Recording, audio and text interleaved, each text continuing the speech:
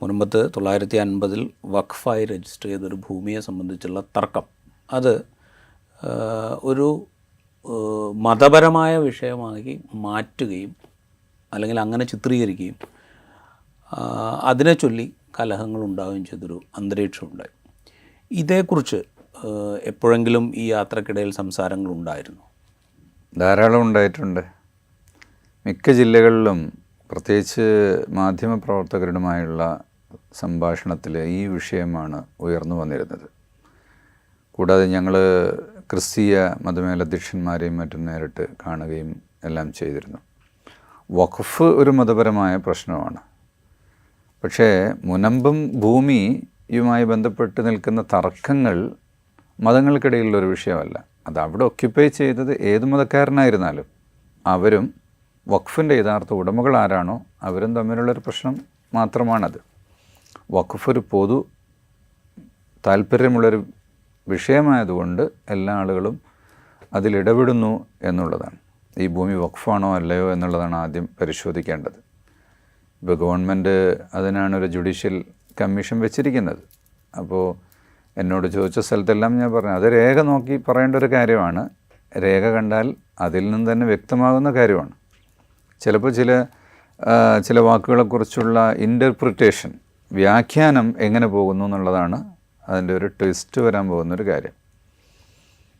ഇത് പറയുമ്പോഴേ ഞാൻ ചോദിക്കാൻ കാര്യം ഈ അവിടെ സഭ ഇതിലൊരു കക്ഷിയാണ്. മുനമ്പത്ത് പ്രത്യക്ഷ സമരത്തിൽ തന്നെ സഭയുടെ നേതാക്കൾ വൈദികരൊക്കെ പങ്കെടുക്കുന്നുണ്ട്. അതിന് നല്ലവണ്ണം മുതലെടുക്കാനായിട്ട് BJPയും ഇതര സംഘപരിവാർ സംഘടനകളും ശ്രമിക്കുന്നുണ്ട്. നമ്മളിപ്പോൾ പാലക്കാട് ഉപതെരഞ്ഞെടുപ്പ് സമയത്ത് പാലക്കാട്ടെ സ്ഥാനാർത്ഥി പോലും മുനമ്പത്ത് പോകുന്ന കാഴ്ച നമ്മൾ കണ്ടു. അപ്പോൾ ഏത് വിധത്തിലാണ് അത് മുതലെടുക്കാൻ ശ്രമിക്കുന്നതെന്ന് നമ്മൾ കാണുന്നുണ്ട്. അപ്പോൾ ഈ സംഘപരിവാർ അനുകൂലികളോ അല്ലെങ്കിൽ BJP നേതാക്കളോ ഇതേക്കുറിച്ചുള്ള വ്യാജങ്ങൾ പ്രചരിപ്പിക്കുക എന്ന് പറയുന്നതിൽ നമുക്ക് വലിയ അത്ഭുതം തോന്നുന്നില്ല. കാരണം വെച്ചാൽ കുറേ കാലമായിട്ട് അത് നടക്കുന്നതാണ്. പക്ഷേ ഈ വൈദികർ ഇതേ വാദങ്ങൾ ഏറ്റെടുത്തുകൊണ്ട് ഇത് വഖഫല്ല, ഇത് വിറ്റ് നിയമപ്രകാരം തീറാധാരം ചെയ്ത് വിറ്റ ഭൂമിയാണ്, ഇതിൽ ഇവർക്കാണ് അവകാശം, വഖഫ് ബോർഡ് അനധികൃതമായി നോട്ടീസ് നൽകുകയാണ്, വഖഫ് ഭൂമിയായിട്ട് വഖഫ് ബോർഡ് അനധികൃതമായത് കൈവശം, ഇങ്ങനെയുള്ള ഒരുപാട് വാദങ്ങൾ ഉന്നയിക്കുന്ന കാഴ്ച നമ്മൾ കാണുന്നുണ്ട്. ഇതേക്കുറിച്ചൊക്കെയുള്ള സംസാരത്തിൽ SYSൻ്റെ ഒരു സ്റ്റാൻഡ് ഉണ്ടാവുമല്ലോ, അത് കൃത്യമായി ബോധ്യപ്പെടുത്താൻ സാധിച്ചിട്ടുണ്ടോ? തീർച്ചയായും. അത് ഞങ്ങൾ പ്രത്യേകിച്ച് ക്രിസ്തീയ സഭാ അധ്യക്ഷന്മാരോട് തന്നെ ഞങ്ങൾ ആ കാര്യം സംസാരിച്ചിട്ടുണ്ട്. ഞങ്ങൾക്കിതിൽ ഇതാർക്ക് ലഭിക്കണം എന്നൊരു മുൻവിധിയൊന്നുമില്ല.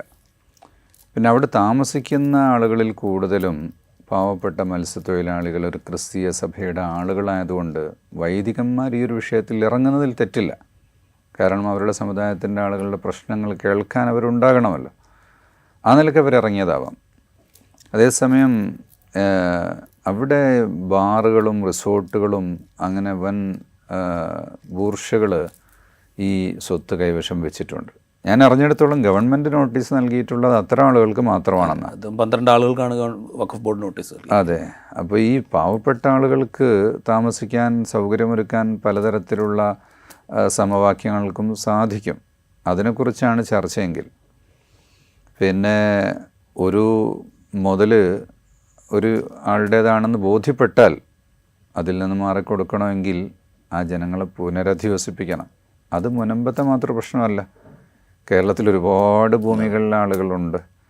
അങ്ങനെയുള്ളൊരു ആവശ്യവുമായി ഗവൺമെൻറ് മുന്നോട്ട് വരികയും അതൊരു പൊതു താല്പര്യമായി എടുക്കുകയും ചെയ്താൽ SYS അതിൻ്റെ ഭാഗമാകാനും ആ ഒരു സേവന പ്രവർത്തനത്തിൽ ചേരാനും തയ്യാറാണ് എന്നുള്ള കാര്യം ഞങ്ങൾ പറഞ്ഞിട്ടുണ്ട്.